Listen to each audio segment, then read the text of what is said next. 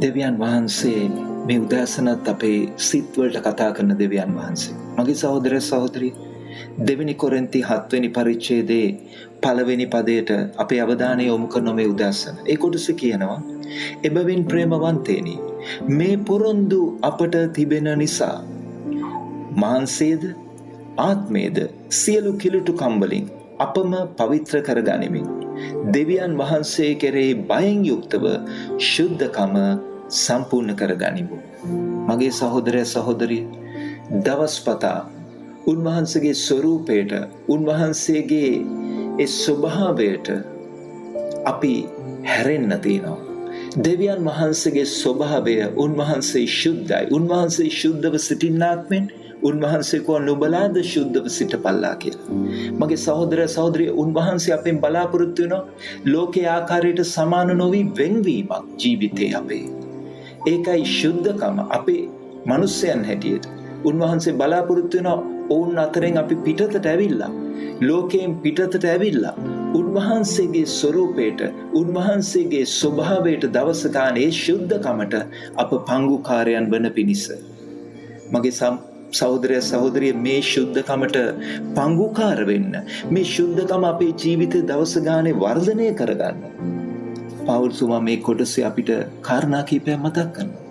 පළවෙනියෙන්ම උන්වහන්සේ මතක් කරන කාරණාව තමයි අපට දෙවියන් වහන්සේගේ පොරොන්දු දීලා තිනවා. ඒකයි අපි ශුද්ධකම සම්පූර්ණ කරගන්න ඕනේ. පොරොන්දුව, ඒ පදයට උඩ පදේ දෙක තුල තියෙන ওই පොරොන්දුව මොකක්ද කියලා. පොරොන්දුව තමයි ඔබයි මමයි ලෝකයෙන් වෙන් වුණොතින්, ඔබයි මමයි ලෝකාකාරයෙන් එළියට එනවා නම් උන්වහන්සේ අපිව පිළිගන්නවා කියලා කියනවා. අපිට උන්වහන්සේ පියෙක් වෙනවා කියලා කියනවා. උන්වහන්සේගේ අපි පුත්‍රයෝද දූවරුද වෙනවා කියලා කියනවා. මගේ සහෝදර සහෝදරිය, දෙවියන් වහන්සේ ඔබටයි මටයි දීලා තියෙන මේ පොරොන්දුව කාටද තියෙන්නේ වෙන? ඒකයි මේ 6 වෙනි පරිච්ඡේදයට යනකොට ඒ අසමසම සම්බන්ධතාවල නැත්තම් විවාහය ගැන කතා කරනවා. කිතුණුවෙක්ට සුදුසු නුසුදුසු දේ ගැන කතා කරනවා. ඉතින් උන්වහන්සේගේ පොරොන්දු මොකක්ද ඔබටයි මටයි? උන්වහන්සේ අපේ පියාණන් වහන්සේ.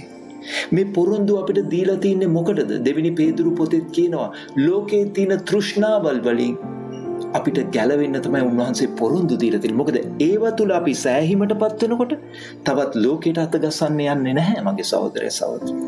ඉතින් මේ පොරොන්දු ස්ථිරයි. දේව වචනේ කියන මේ පොරොන්දු කොපමණ වුණත් ඒව උන්වහන්සේ ඉෂ්ට කරනවා. මගේ සහෝදරය සහෝදරිය, පොළවේ පියවරු අසම්පූර්ණයි.